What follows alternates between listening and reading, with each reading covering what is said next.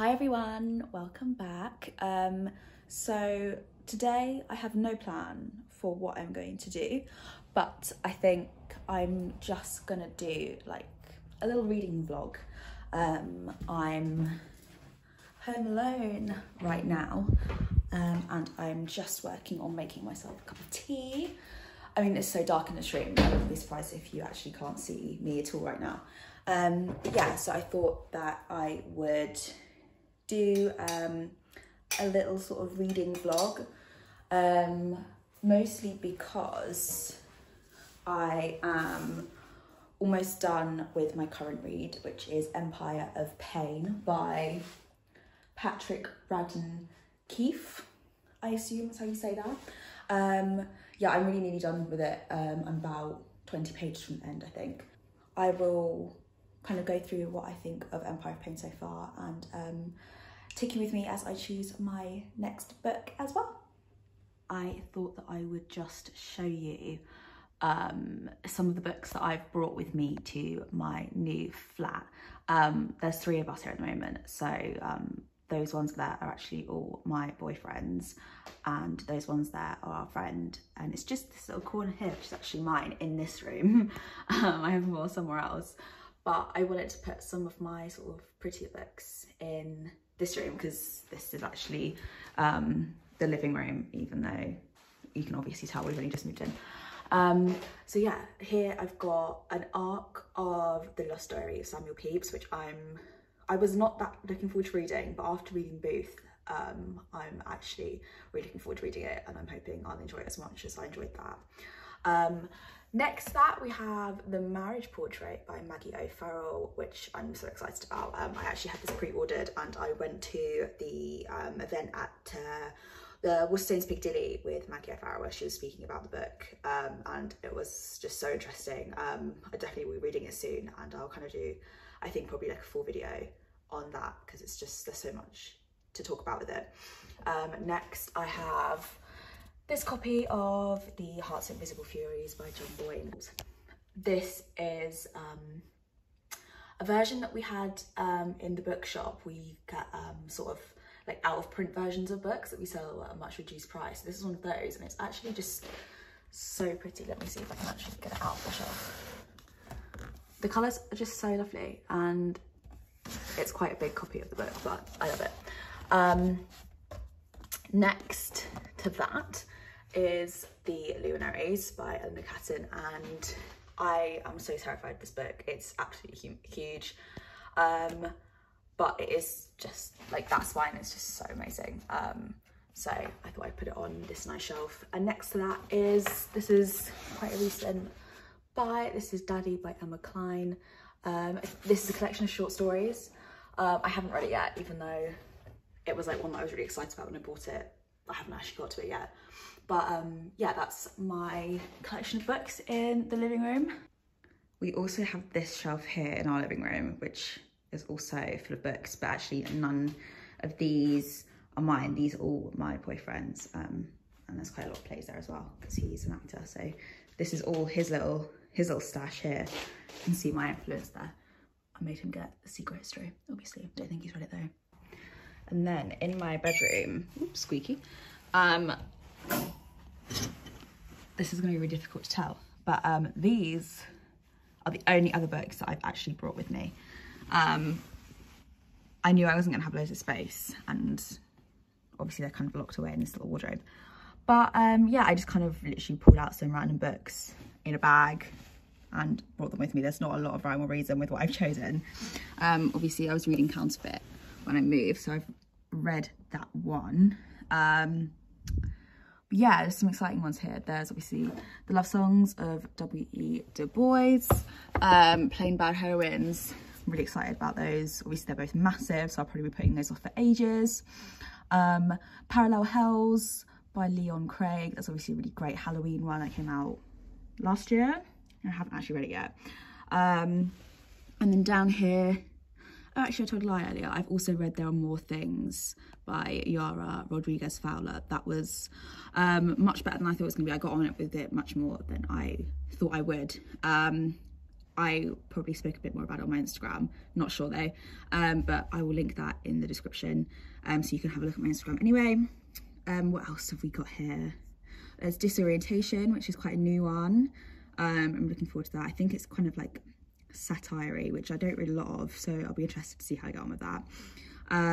Then we have Mad Woman by Louisa Traeger. I absolutely loved The Dragon Lady by Louisa Traeger, so I'm really excited to read that. There's a couple of proofs there, as well. Yeah, I've got a small selection of books with me at the moment. I'm actually going back to my mum and dad's this weekend. I'm meeting my mum tomorrow night for to go for dinner and to go see The Lion, the Witch and the Wardrobe at the West End. So I think I'm going to go home with her after that, and on Friday morning spend some time with my dad, go to the gym, and then he's going to drop me back at my place, and we're going to go and get a coffee and a cake somewhere, and I'll probably come back with more clothes and more books, because that's the only thing I spend my money on. So yeah, I need to find somewhere else to put the rest of my books that I bring.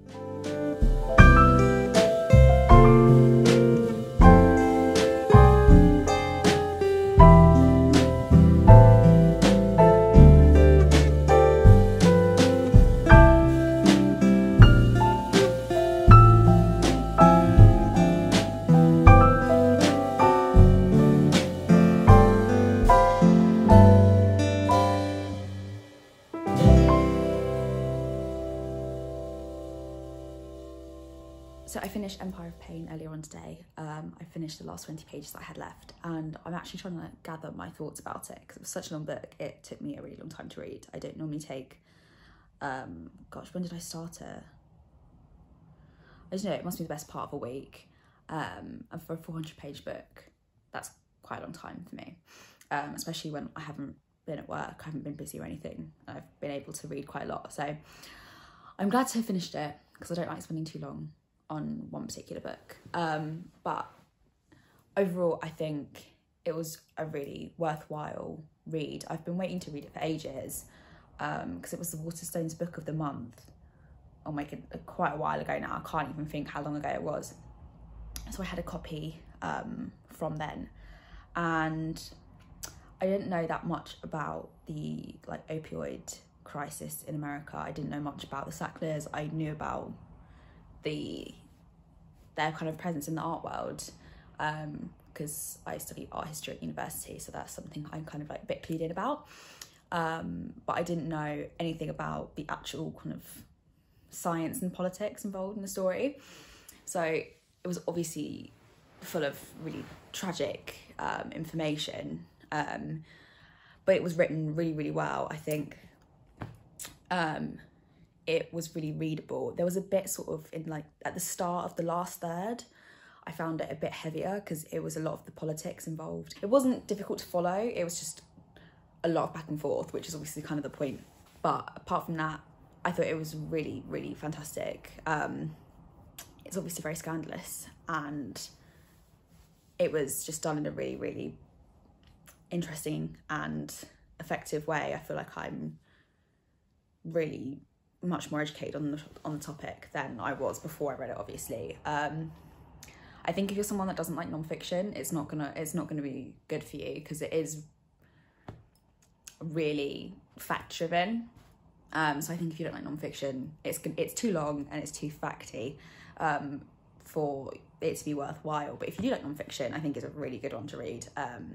It was really well done, and I really enjoyed it. I think I'll probably give it, I don't know, probably 4 stars. If I had to guess, I'm gonna think on it a bit more.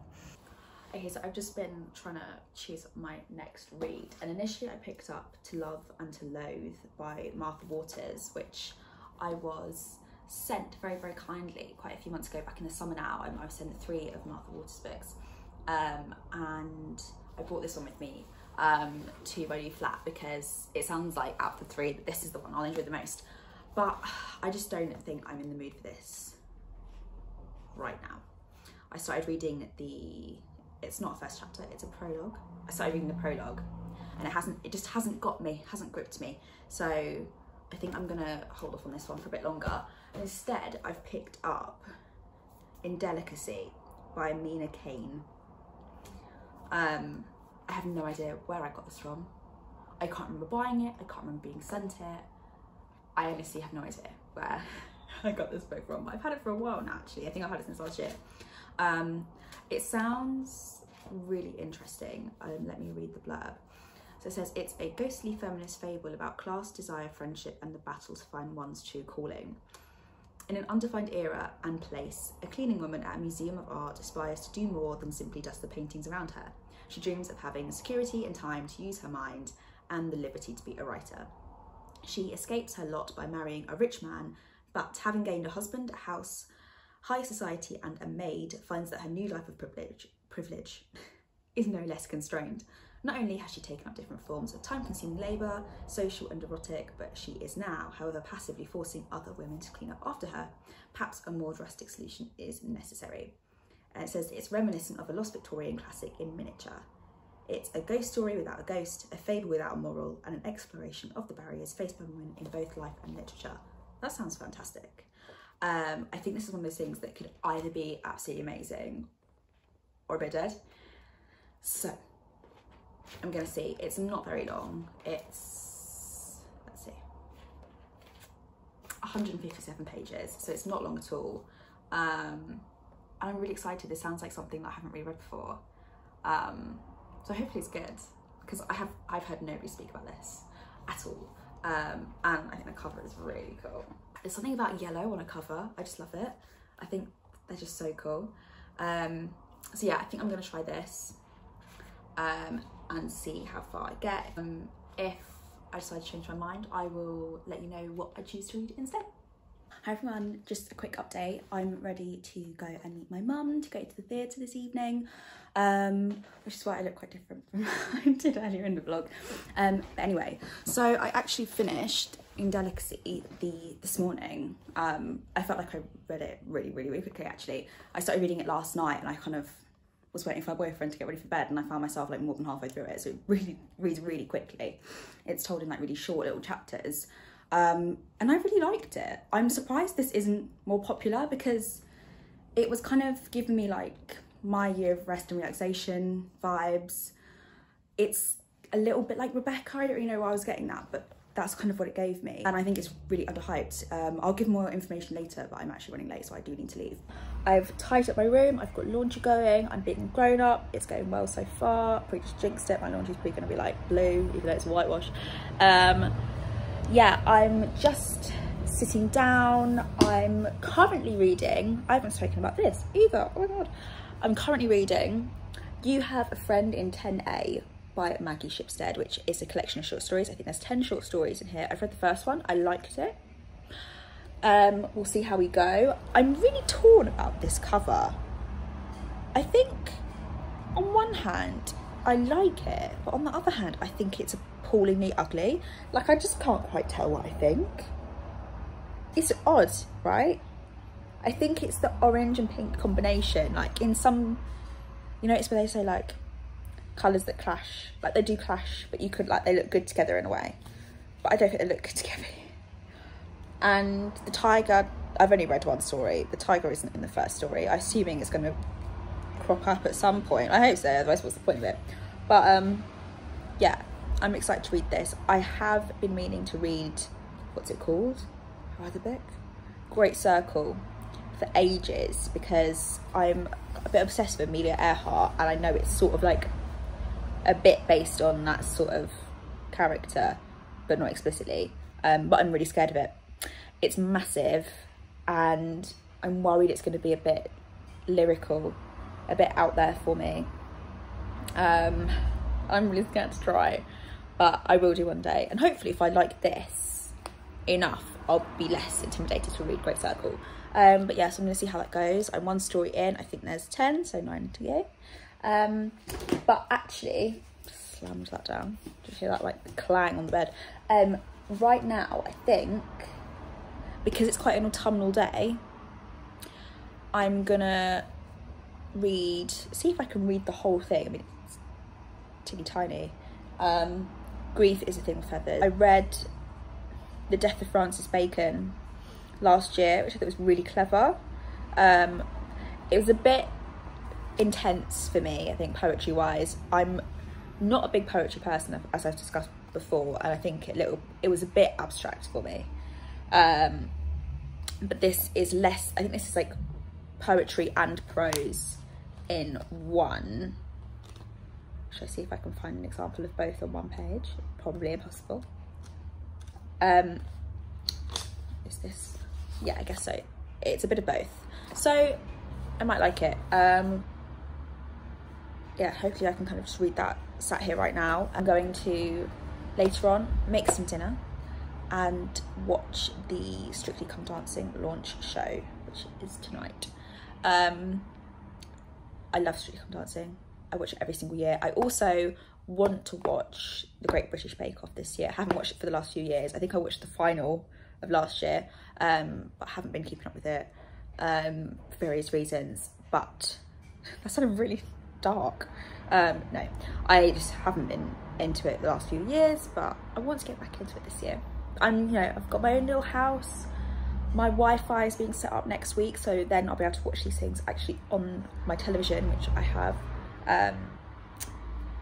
But until then, I'm using bloody iPlayer on my laptop. But I'm gonna have a cozy night watching Strictly Come Dancing, eating my lovely dinner. I just realised I don't actually think I've spoken that much about Indelicacy by Amina, Cain. Even though I think I had a clip where I said I finished it, but I was literally rushing out the door, so I haven't spoken that much about it. So essentially the story is of a woman. We don't really find out her name actually, so remind me. We don't find out her name until quite near the end of the book. Her name's Victoria, and she is a cleaner in an art gallery.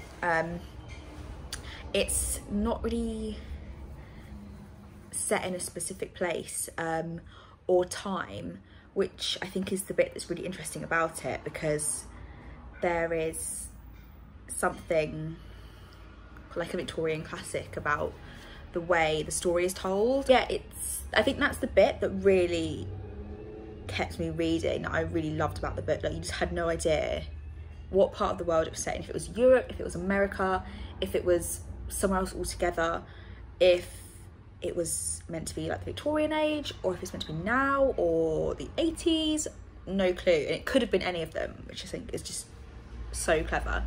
But essentially, returning to the plot, we follow Victoria, who is a cleaner in the art gallery, but she kind of wants something more. She really wants to be a writer, but she kind of has a gripe with that. She doesn't feel like she's good enough at writing to be a writer, and she wants to do something else than be a sort of background player. She feels that that's what she is, where she kind of scurries around the museum, the gallery, and no one really knows that she's there, and she has to look at all these beautiful artworks, and she's not the one creating anything. And then very, very quickly, this is where a lot happens off page. She mentions meeting somebody, and then suddenly they're married, and she's living in a massive house, and she doesn't have a job. She doesn't have to have a job. Her husband doesn't want her to have to feel like she has to work. He's got lots of money, and she gets to write, like, well, she has the time to write, but she has everything she's ever wanted. She feels very pleased with herself, and she's kind of discovering the fact that nothing's really off limits to her. So she thinks, because she's wealthy and has free time, but she figures out that actually there is still limitations. No one really sees the point of her writing. Her husband kind of doesn't really think it's worthwhile. He thinks she's wasting her time, and that she could be doing something else, so she has to do it in secret. The woman that works in the house as like a housekeeper, Solange, she doesn't get on with at all. They kind of don't know anything about each other. They don't really have much of a relationship, and she realizes that one of the best relationships she had was with a friend who was also a cleaner in the art gallery, and she no longer sees her anymore. And she stopped herself from visiting the gallery because she was a little bit ashamed of the change in her lifestyle and the fact that she could have left her friend behind. The friend's called Antoinette, I think. And yeah, it's kind of, that's the point of the story. She realizes that though she has what she assumed would be like the freest life ever, she could do everything she wanted and achieve all the goals that she'd wanted to achieve, would suddenly come easily to her. That's not really the case, and she eventually strikes up a relationship again with Antoinette, who she discovers has also married, but not a wealthy man. They describe him as actually a poor man, and she's gonna have a baby, but they love each other. They're a lovely little family. They live in a very small house, and Victoria finds herself kind of envious of her friend's life and her happiness, and she reaches a point where she just gets incredibly frustrated, but she feels that her writing is improving. She falls back in love with writing. She spends all her time doing it, and she wants to escape this new life that she's got and return to something a bit more like the old life she had. And she hatched a plan to do that. I don't know if I should say the plan. I don't know if that's sort of like the exciting bit in the novel. I suppose not really, because by the time you get there, you know it's going to happen. It's more, it's not like a plot-driven novel, obviously. I wouldn't even say it's character-driven, because they're not very in-depth and it's only 150 odd pages. It's more the style of it, like I said, the way it's written that makes it so compelling. So what happens is that Victoria decides she wants to leave. Also, she doesn't want to leave behind having some money, so she tries to get the housekeeper Solange to basically make her husband cheat on her so that she can strike a deal and keep some of the life that she's got. And initially Solange is like, oh my god, I can't believe you're doing this, and it's really cold towards her and it's actually quite cruel towards her, and she is a bit like, oh god, I've really messed this up, like this is never gonna happen now, I've just got to like have this life or leave him and lose everything. But eventually she comes home one day and she realizes that Solange and her husband have begun some sort of relationship, and she kind of has everything that she wanted. She gets a settlement with the husband, so she has some money and she can go off and live and be a writer, and it is quite a happy ending. I say that, but then you also kind of think, is she just going to be unsatisfied once again? Is she ever going to like find the life that she wants to live in her head? But yeah, it's a really short book. Not a lot really happens, but you finish every page thinking, is this like meant to be in like Victorian England? Is this in like contemporary New York? It's impossible to tell, and it's brilliant. I loved it. It was such a clever way to do it. It reminds me of that book by Toni Morrison that I can never actually pronounce. I always want to say Recessitive, but I don't think that's what she was called. It's that very short story that she wrote where it's based onto children. Eventually you follow them as they grow up to be women, but they start as children, and you know that one child is white and one child is black, but you never know which one is which throughout the whole story. And it's, again, like you kind of, because that's the discussion around the book, like which child is which, you find yourself wondering, thinking, oh, is it this one, is it that one, and you have no idea which, and you have to sort of question what is making you think one child is one race and which one is the other. It is a similar thing to that, where you're trying to like pick up on clues throughout the whole thing. It's impossible to tell. It's so brilliant, and I'm surprised this book is not more popular. It's published by Dawn Books, which I didn't really know they published books, but yeah, so it's an indie publisher. Yeah, it's so good. I wish more people would read it.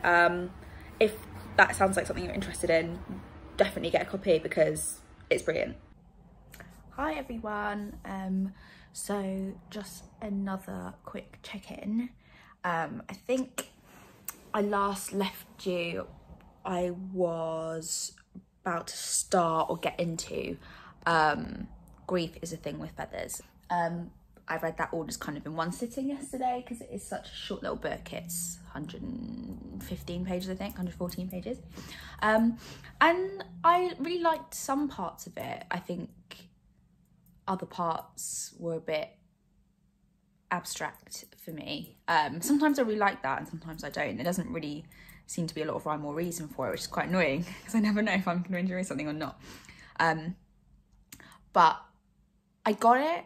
I thought it was clever.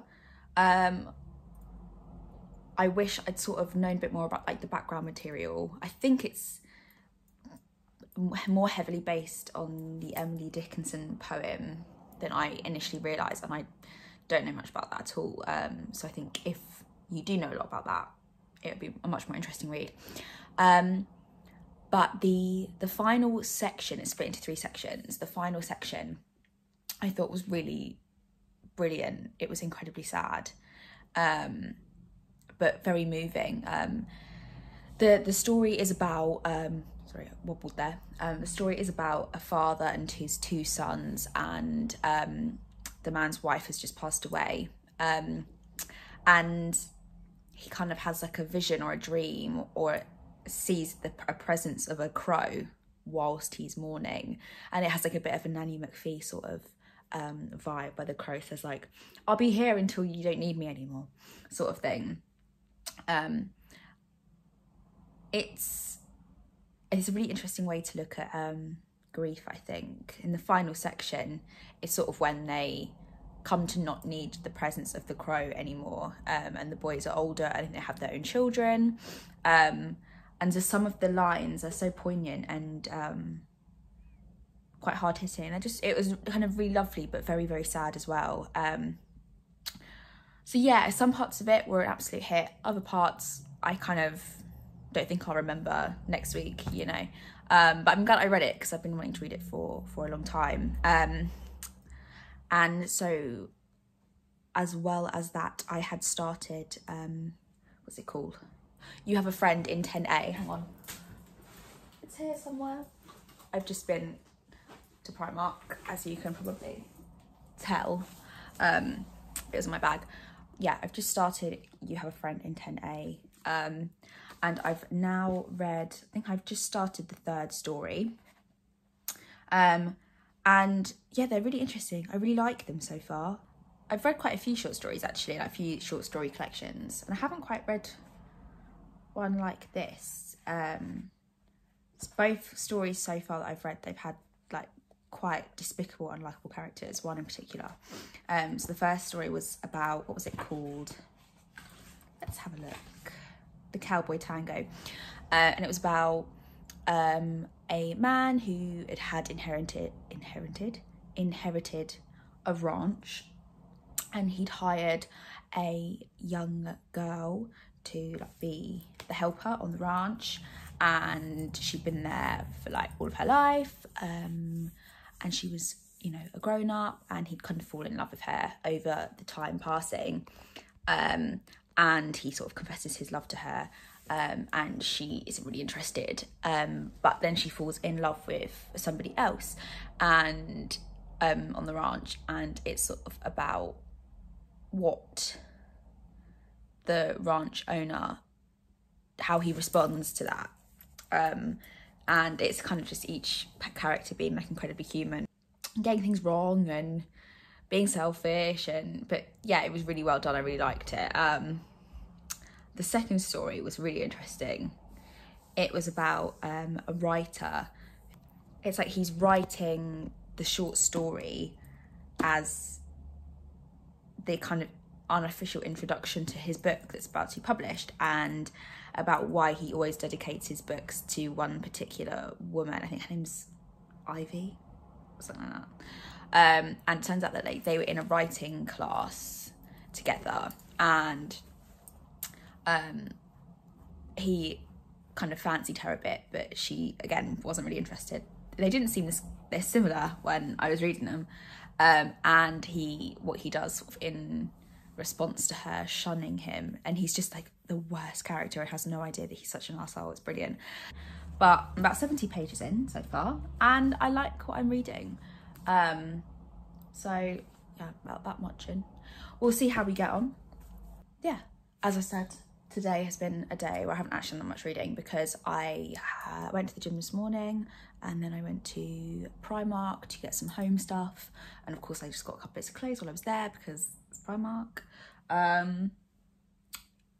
and I think my boyfriend's just at the gym now, so I'm waiting for him to come home, and then I'm hoping that we can have an early dinner because I'm really, really hungry. I think we're gonna make a carbonara.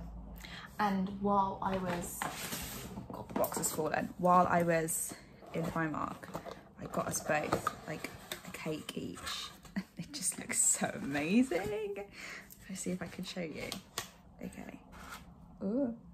So I've got him a Kinder Bueno Millionaires cookie. So I think it's a cookie base of white chocolate chips with like caramel sauce and then like a Kinder Bueno topping and one of the Bueno hippos, but he's missing an eye. Oh no. Oh well, it's fine. One-eyed hippo. And then I've got myself a school tray bake blondie. I'm now covered in chocolate. Anyway, let me put those away. But yeah, that's a quick little reading update. Yeah, and I also need to post a review of Indelicacy over on my Instagram. Don't really like the picture I've taken, but we're gonna go with it. So yeah, if you, I know I've spoken about it on here, but if you want to see my thoughts in writing, go and have a look over at my Instagram. It will be linked in the description. And follow me on there and see all of my bookie thoughts. See you later. Oh, my window's open. Sorry if you can hear the sounds of the morning traffic. But good morning. I'm just quickly popping on to say that I finished You Have a Friend in 10A yesterday, the short story collection by Maggie Shipstead, and I really liked it. I would say probably like 8 out of the 10 stories I actually really enjoyed. I thought they were really good, and I've read quite a few short story collections sort of in the last couple of years, and this one I thought was really well done. Like the stories felt really different, each one, like the setting was really unique from the one before. What I did find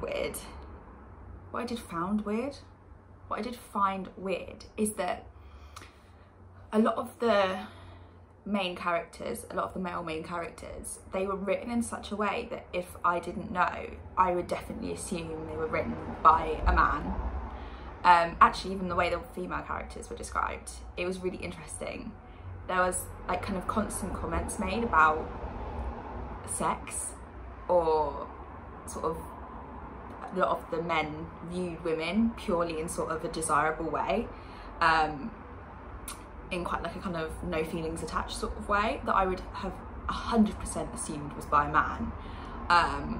And truth be told, I probably would have thought it was a bit gross if it was written by a man, and it was kind of gross, but you could kind of tell that that was the point. And it was actually really interesting being written from the perspective of a woman, and I thought that like more would be sort of said about it within the book itself, but no, it was just a kind of point that I noticed probably like 4 stories in. I was like, huh, another woman's breasts have been described as like bouncing or something like that. But yeah, I reckon a good 7 or 8 of the stories I was like, well, I really like this. 2 of them, I think the last 2 were the weaker ones for me. I just didn't kind of connect with the actual plot of the story or the characters that much. So last night I finished that and I chose my next book. I was torn between a few, but in the end I decided it's autumn, definitely autumn outside now, hence why I'm wearing this massive jumper. And I always save like my autumn books till October, but then I only have a month to read them before I want to start reading Christmassy books. And I just need to get on it earlier. I need to stop like depriving myself of things that I want. So I decided to go for Weyward by, what's her name? Emilia Hart. This is a proof. It's not out until February.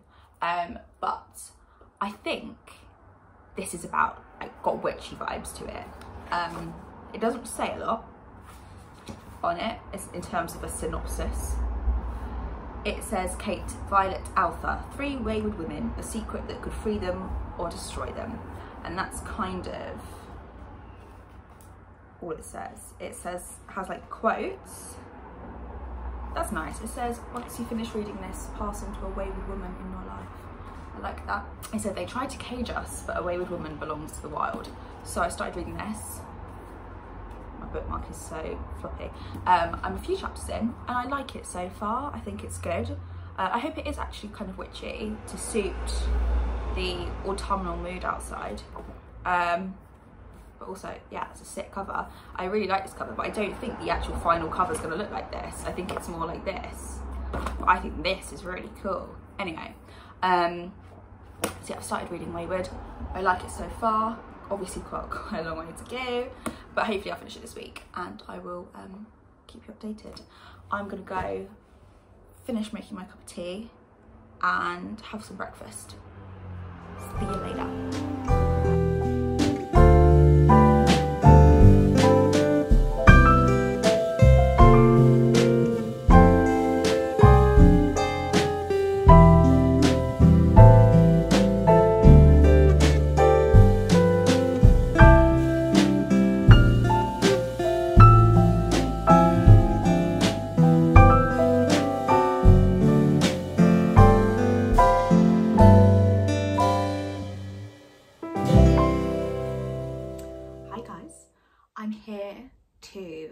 More or less wrap up this vlog. I realised today that it's been about a week, so yeah, I'll make it a weekly vlog, and I'm here to tell you about Weyward, which I finished yesterday morning. I think I finished it. I really liked it. I haven't quite decided what I'm going to rate it yet, but I read it really quickly. I think I read it literally in probably like less than 24 hours or something a bit mad like that, but I have had a lot of time to read, so that's probably not actually that reflective on anything other than how much spare time I've got at the moment. But I really liked it. I was a bit apprehensive of starting it. I don't really know why, to be honest, but I really loved it. It follows 3 different women in one family. One way back in, I think it's 1619, then one in 1940 something, and then the last one is in 2019, and it follows each one of them sort of through their life in kind of their relationships with men and how they sort of discover their own sort of strength, and there is a witchy element to it. It's never explicitly said that they are witches, but the one Alpha in the 1600s, she is being tried for witchcraft, and you kind of find out what the event was that caused that to happen and kind of backstory to that event, which I won't really talk about too much because that will obviously give away big spoilers, but that kind of branch of the story is again about like female relationships and kind of the obstacles that can come from being a capable woman, obviously particularly in the past around the time of the witch trials.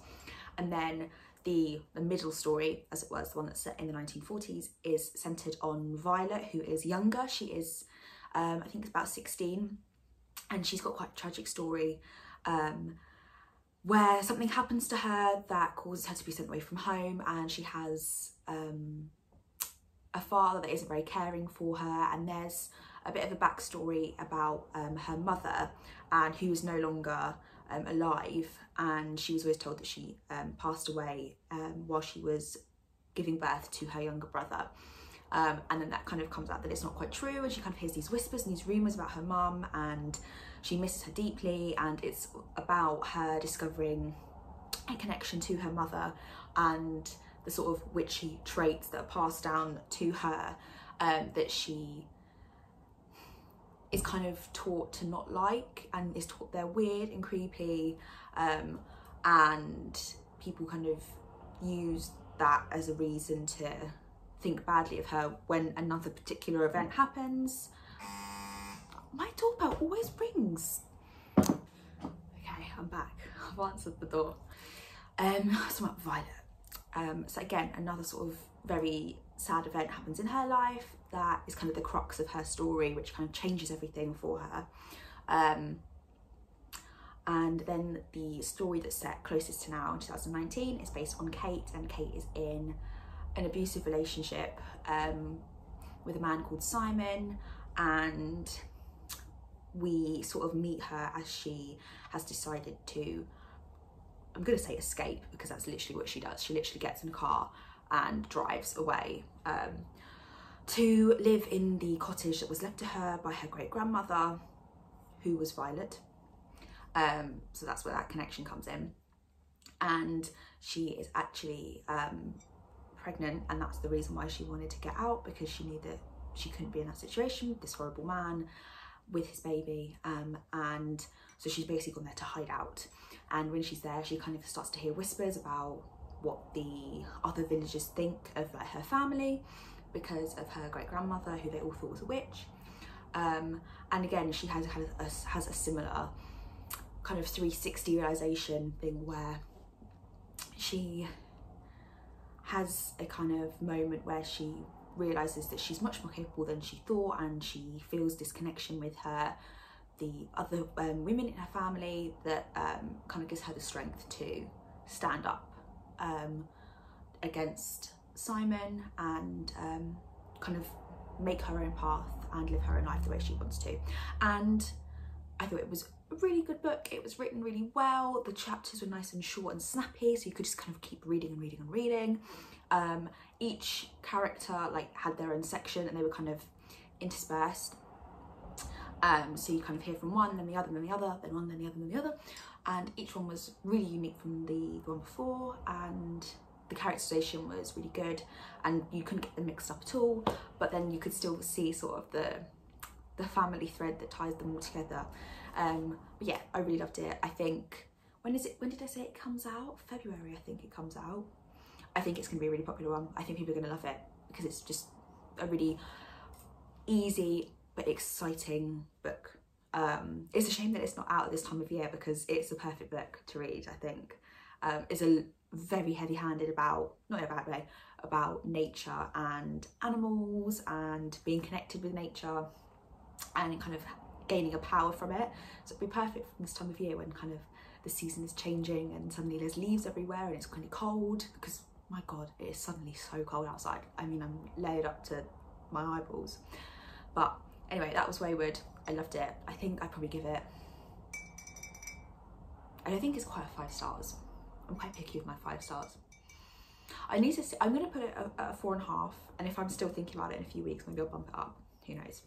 But yeah, so I finished Weyward yesterday, and then I quickly grabbed a book to read on my commute, because I am a member of the West End musical choir, and we had our second rehearsal last night. So I hopped on the train to Oxford Street, and I picked up The Trial of Lady Chatterley's Lover by Sybil Bedford, and this is tiny, and it's essentially kind of a coverage, I suppose, of the trial of Lady Chatterley's Lover that happened in 1960 in the UK, where I think it happened because in America the kind of unedited, fully rude version was being published for the first time, and they were kind of questioning whether to make the same decision in London, and Penguin printed, I think, like 200,000 copies of the unedited version to sell, and then there was a court case about whether or not that should be allowed. We all obviously know now that it was allowed, but this is really interesting about the way that they kind of brought the witnesses on, because basically the law had changed in that if a book was considered kind of inappropriate but had a literary merit or served some sort of purpose, it could still be published despite it kind of being explicit. So that was kind of, it was like a two-pronged decision they had to make, like whether or not it was explicit and whether or not it mattered anyway. And obviously the way they kind of chose witnesses, they described how some people would kind of be halfway through the oath of telling the truth, and then someone would decide, actually no, they're not really a useful person to speak to, they'd be carted out of the box, and the next person would be brought on. But yeah, it's really interesting sort of hearing the arguments to and for, and how many people were completely in favour of the book being published, including a priest, members of the church were saying, yeah, this should be published because it's useful, because though it is a bit rude, it's about, you know, the relationship between men and women. So yeah, I mean, it's less than 100 pages. I think it's actually 80 pages, and it was really interesting. This is also published by Dawn Books, as was Indelicacy, which I also really liked. So maybe I should keep an eye for what Dawn Books publish next. So yeah, that's kind of my reading for the week done. It's been a pretty good reading week, actually. I've read loads of books and they've all been quite good. So yeah, I think that's it from me. I have another video coming soon about all the books that I want to read sort of in the next couple of months in the oncoming season. So keep an eye out for that, and I will see you in my next video. Thank you for watching, everyone.